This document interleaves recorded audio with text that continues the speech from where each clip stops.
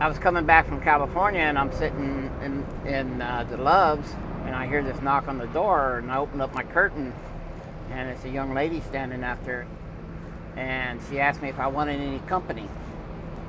And I looked at her and I said, "Ma'am," I says, are you in trouble?" I said, "You see the side of my truck? Is somebody forcing you to do this?" Next thing I know, she said no, and she took off real fast.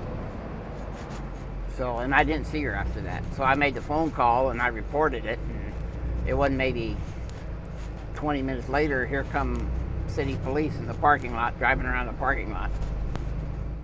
The efforts that the trucking industry makes in that regard, not just for the day-to-day commercial vehicle safety, but the efforts they make in being eyes and ears for signs of human trafficking that goes on out on the highways, and in not only the highways but the rest areas, the truck stops, the areas that they're going to be at. If there's anything going on, we're going to see it, flat out.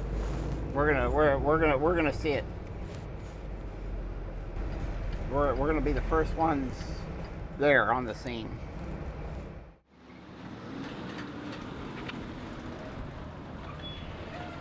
We know that human trafficking is something that is transient. They often go from one location to the next.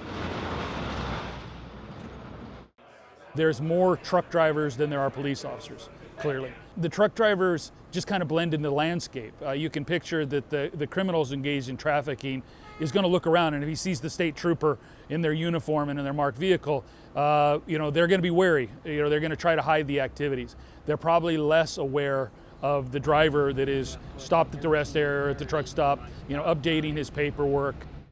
How can we use the power of multiplier of the 3 million truck drivers that are on the road to try and identify and at least train them and educate them into what the crime is? What we decided to do was build a themed semi-truck, and then we would auction the truck off and donate all the proceeds to Truckers Against Trafficking. When I started to work for Inland, it was 22 years ago, I was a parts delivery driver.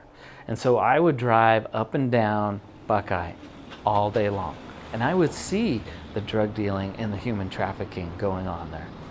And I had never been exposed to that kind of thing in my life. And so my coping mechanism was to just look straight forward and not look side to side.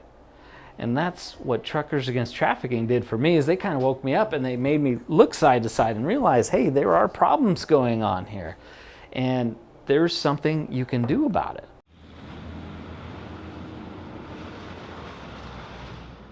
We want to be part of the solution. We want to be part of solving this problem and fighting these crimes. And when you empower somebody to do that, it's an incredibly life-changing moment. I mean, I love what I'm doing. I do feel for these people, and if there's anything I can do to help somebody that's in trouble, I'll step up to the plate.